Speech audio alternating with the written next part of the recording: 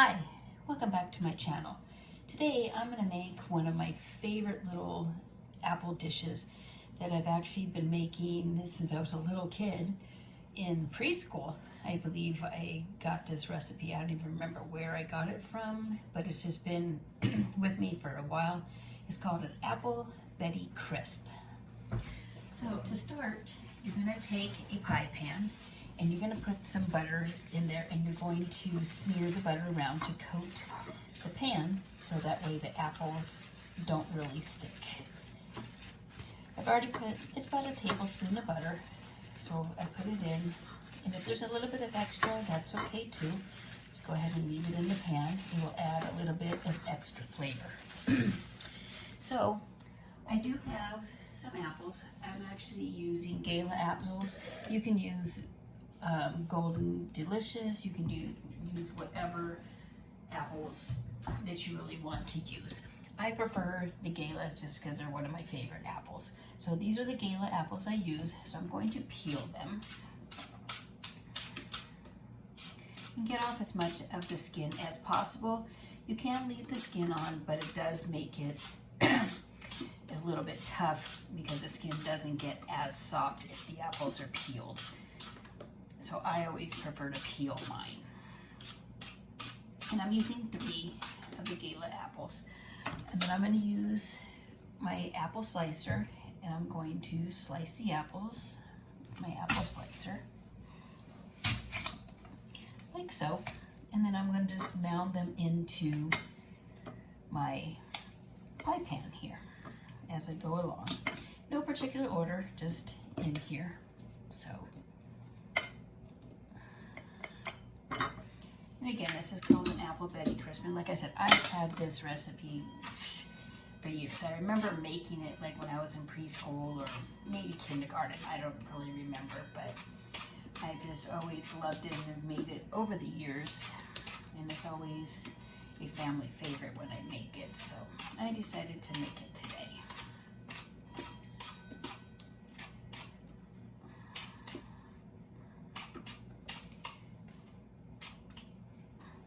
The next apple being sliced. And if you do get a little bit of the core like I did there, just take a little knife and get a little bit of the core out, because the core will be a little bit, difficult to chew as well. And just depend on your slicer. Sometimes it doesn't always slice right.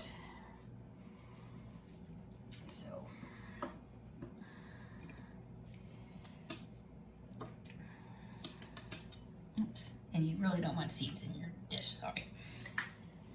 And if you really want to be ambitious, you could actually even use those seeds and plant yourself an apple tree.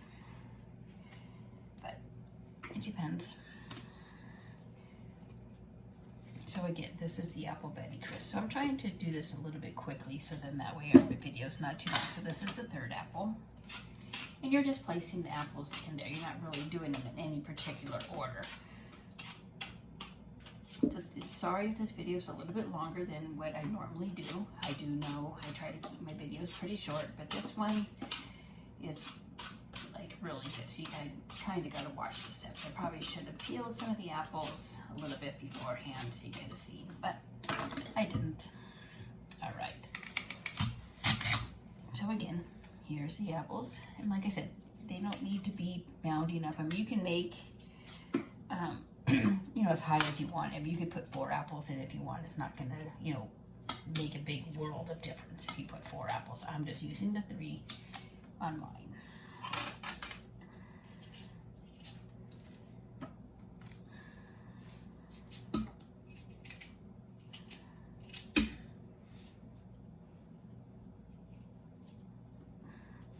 All right, so you can see how I kind of have the apples mounted up a little bit inside the plate there. So this recipe is actually really unique. So you're going to actually have some orange juice as well. And I will place the recipe online on my video as well. So you're going to use a 1/4 cup of orange juice. I'm actually using pulp-free. You could use, pulp if you have it. using poultry. So what you're going to do is after you put those in there, you're going to pour the orange juice just over the apples as they are inside the dish. Just kind of go round and round with them. Like again, I said, I'm sorry if this video is going to be a little bit longer than my usual. Okay, so as that is there, that's how you're going to leave that. So then you're going to get another bowl and you're going to mix some sugar, some flour, some cinnamon, some nutmeg, and a half a cup of butter.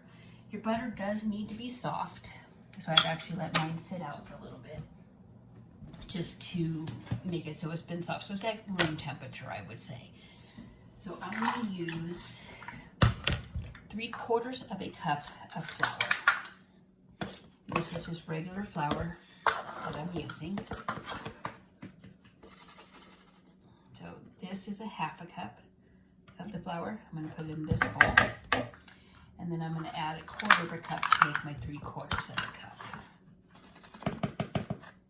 And there is my 1/4 of a cup. And you're going to use 1 cup of sugar. Yes, this is a very sweet recipe. And I am actually using regular sugar. I know a lot of the times I cook and I don't use regular sugar, but for this recipe, it does work best if you use regular sugar. So there's my 1 cup of sugar. I'm going to go ahead and pour that in. I'm going to add a 1/2 teaspoon of ground cinnamon. It's my cinnamon. A 1/2 teaspoon of ground cinnamon. A 1/2 teaspoon. And then you're going to use a 1/4 of a cup of nutmeg, or sorry, not a cup, a 1/4 of a teaspoon of nutmeg. Don't put a 1/4 of a cup, put a 1/4 of a teaspoon of nutmeg. And then last but not least, I'm going to use a 1/2 cup of room temperature butter. And basically, 8 tablespoons is a 1/2 cup of butter.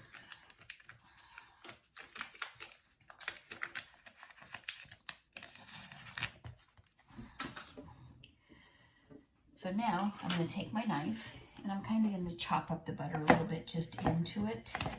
I prefer to make these crumbs with my hands. Some people do use a pastry, I don't know, like a pastry blender thing, but I personally like to use my hands and really get in there. And let me see if I can move this a little bit closer so and really make the butter into the flour mixture. So you're basically just mixing all of this together, combining the sugar, the nutmeg, the flour to make crumbs, like a cinnamon type crumbs. Now this does need to cook at 375 for about 45 minutes or until the apples are tender and the top is crisp. You can serve it warm. Some people like to have it with like ice cream and stuff like that, or some people like it with cream. I like it all of the ways, and it's actually really good when it is cold as well. So you can add a little bit of milk to it and kind of just make it. So as you can see, I am making some crumbs in my bowl here. And you kind of want to make it so you get like the crumbly, cinnamony type of crumbs for the tops, like a streusel crumb that you would say for like in a regular apple pie. So this is basically an apple pie with no shell. So, like I said, I am making the crumbs as, as crumbly and best as I can. So you can start to see how they're starting to mold and come together as a streusel.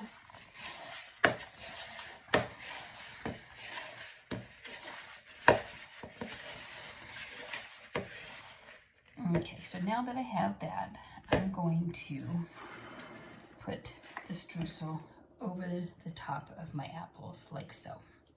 And like again, it doesn't need to be perfect. It doesn't need to be, you just want that crumbly up on top of your apples along the way.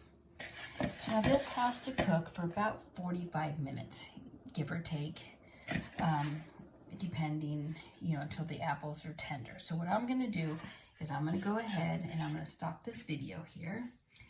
And then once it is done, I will post a picture of what it looks like. So if you like my channel, give it a thumbs up, hit that subscribe button, and turn on that notification bell. So when I do make some more recipes, you will be able to see what I have. And I hope you enjoy what I'm doing. Thanks for watching and have a great day.